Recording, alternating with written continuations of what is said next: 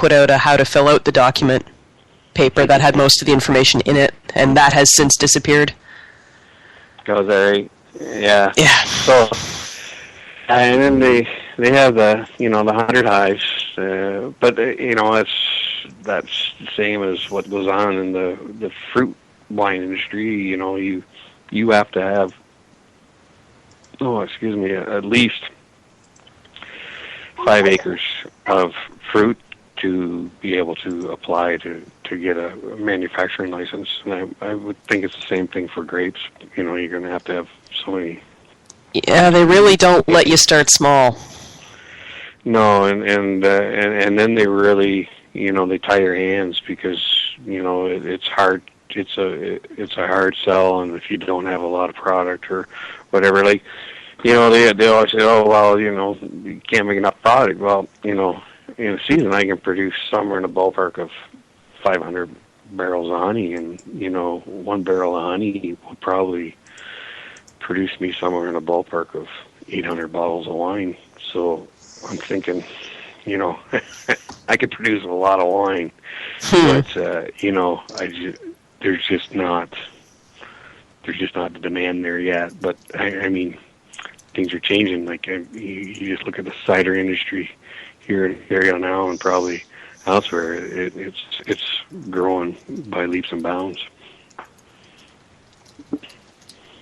Yeah, I'm kind of excited to go back and experience what's happened to the cider industry when I get out of here. Oh my God. Because it's going absolutely crazy.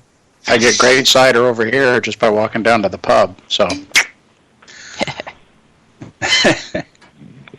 but last time I was in the States, I had a cider that was just so sweet. It was ugh. Well, they're still out there, but there's also a lot of this Bold Rock that I'm drinking, it's an off dry, it's really crisp. I like it, I like a little sweetness in my ciders. I don't like them flat dry. But, this one's got just enough. I've had some of those super sweet ones, and it's like, you feel like you need to wash your mouth out afterwards. There's so much sugar coating and stuff. Yeah. Not that they taste bad, it's just that they're so sort of thick just and too sweet. Too sweet. Exactly. And try to find the Copperbergs. Yeah, I got it written down. I'm gonna see if I can track one down. Yeah, they're pretty. They're a little sweet, but they're not horribly so, and they're quite tasty. So, John, what's up? What's coming up for you guys? You gonna stick strictly with meads? You gonna move into ciders and ciders, see like everybody else in the world is, or are you gonna just stay with what's working? Well, I'm not going to abandon what's working here right at the moment, but I do have. Put it this way: the wheels are turning, and I do have some ideas that he's going to us and not tell us any more than we need to know. Yeah. So we've all got a little bit of the mad scientist in us. Uh-huh. Yeah, that's right.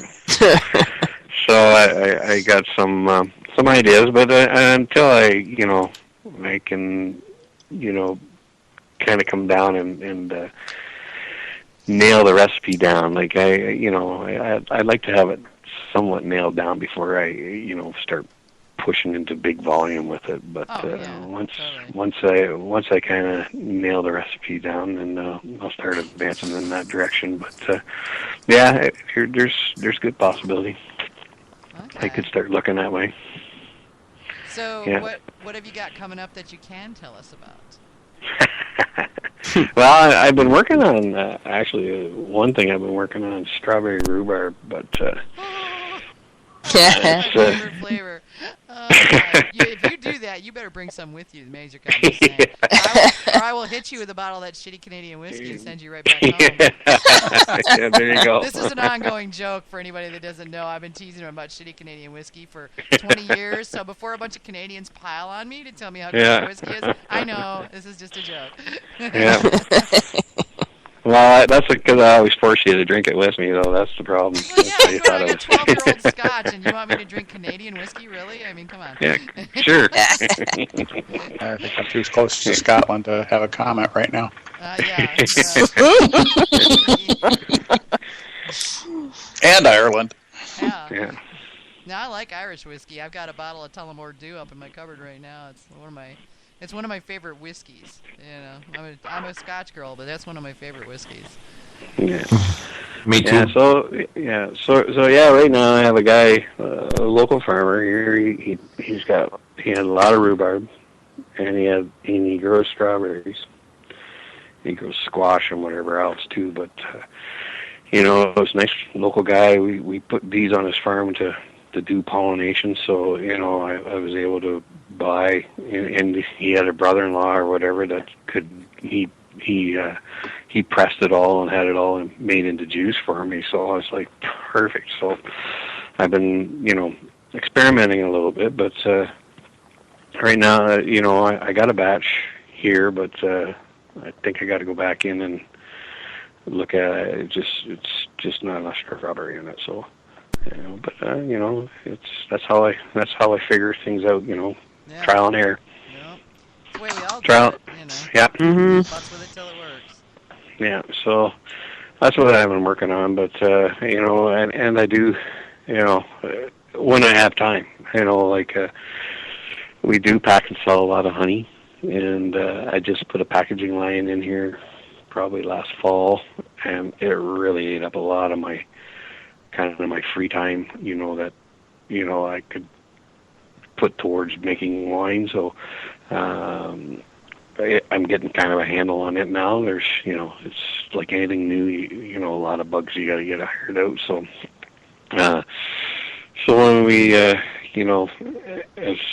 time progresses, it is speeding me up a little bit here on packaging and selling. So I'm hoping that will in turn give me more time to concentrate on wine or mead.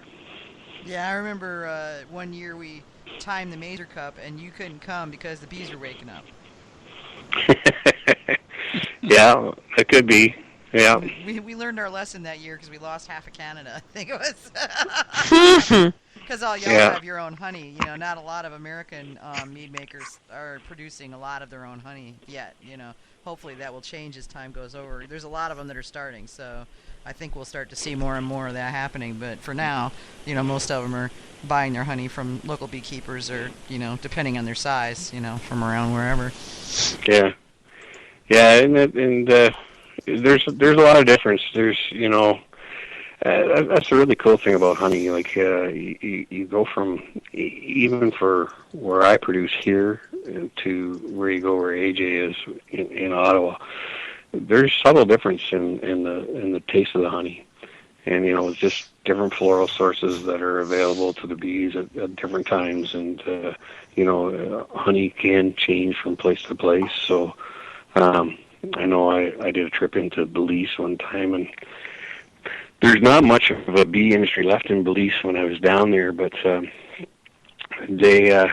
we were down there because of another fellow Canadian. He was at orange groves down there, and he needed bees for pollination, and he kind of wanted us to set something up, but he wanted all the money and wanted us to do all the work, so we it's not gonna kind of work out. But what industry was left there and what honey they had was really very nice flavored honey, but it was all right from the jungles. So, so that's the cool thing about honey, is that it does change, around the world, and it will make different meads, and like, I'd love to be able to get mellofoam up here, but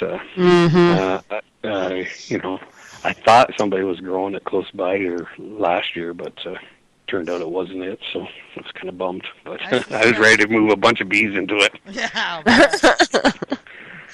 I think it's almost exclusively West Coast, and I don't know. I know it's Washington and Oregon, so it seems to me like it would spread up into. Is that Alberta or BC above Washington? BC. BC. Okay. And so possibly up into BC. I don't know. So I don't know how far your bees travel. I know that St. Ambrose Meadery in Michigan, their bees travel all the way to Florida. So 1,000 miles. Yeah.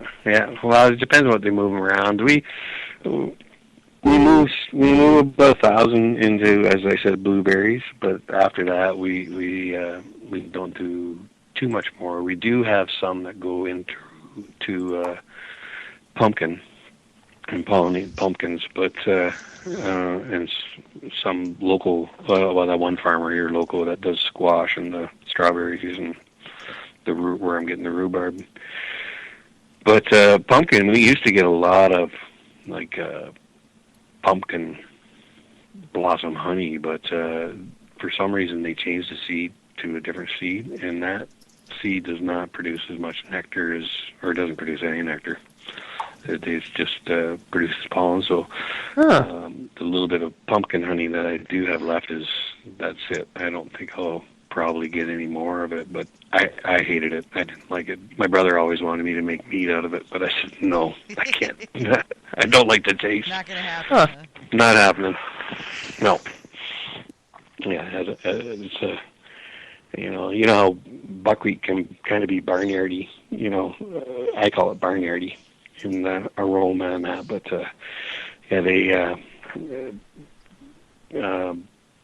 pumpkin just has a strong. It's nice light colored honey, but boy, it's got a strong flavor. Oh, I'll bet. Yeah. So it sounds like you guys are, on track to do some interesting stuff. I love hearing that. And I really do have to get my butt across the border if I can ever get over to that side of the state for any length of time. That's the big problem. Because every time I come up, I'm always on the other side of Michigan and headed straight to my dad. So it's like, trying to get my husband. I'm like, look, I want to stop at these 5 meaderies, and he's like, yeah, no, that's not gonna happen. That's not happening. And I'm like, look, if we go across the border, I mean, I'm sure we could get John and Chris to show us the good places to eat over there, And he's like, no, that's not gonna happen. Well, you'll just have to make it happen and come visit me too. I know. Yeah. Well, like you say, you're several hours up from there, so if I come up there and come up to see you, it'll be without my husband. So. I'll leave him at my dad's or something. I'm going to Canada. See you later. Yeah.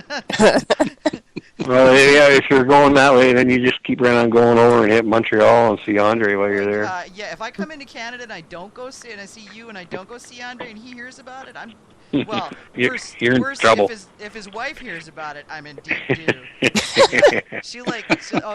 You should meet her. She's a fabulous woman. She is just amazing and stunning and just all the way around. She's a really awesome person, and I would not want her to get pissed at me. No. She's much scarier than Chris. Notwithstanding her and Chris's ability to wreak havoc on the shopping on the shopping capabilities of Boulder and Denver. Yeah, right. Yeah. John and Andre come home with empty credit cards every year. That's right. So, but it's time for us to kind of move into the next segment if we don't want to end up doing this stuff until midnight tonight. You are welcome, John, to stick around and talk honey if you want. And that's what we're going to be talking about, honey varietals and how they work and what meads they work best in and that kind of thing. So okay. We're basically all just kind of chittering about the ones we know because we all have different meads, honeys that we know. So, you're welcome to stick if you want to. If not, then, that's cool too. We get it. And, so. Yeah. No. Okay. Yeah. Well, yeah, I think I'll probably take off. I got a big day tomorrow, so. I hear you. Yeah. Fair enough. Yeah. So, great talking to everybody, and I enjoyed my time. Yeah, it's good hearing from you, Manny. And I'll connect you and AJ via email so she can start peppering you with questions. There you go. Okay, honest. She's cool. She's cool. She won't make you crazy, but she wants to open a meadery, and she is in Ontario, even though she's in another, the other end of Ontario. But still, I think you'd be a good resource for her. So. Yeah. Well, yeah, it definitely has some challenges, but the way I look at it, the more the merrier, because as I said, when I first started, I would go to these things and everybody would go, mead, what is mead? And now, people, oh yeah, I want to try mead, or yeah, that's really cool, I've heard of you guys. Mm-hmm. Well, to be completely honest, this was not the first time I've had your mead. One of my friend orders from you online. Oh yes, okay. I think it was your sweet mead that I had before. All good possibility. Yeah, I saw a lot of sweet. I saw a lot of blackcurrant too. Yeah, the blackcurrant's good. Did you at one time have a blackberry? No, not blackberry. Blueberry. It is a blueberry, yeah. It was a cranberry. Yeah. I may have already had a couple of glasses into me in red black currant wrong.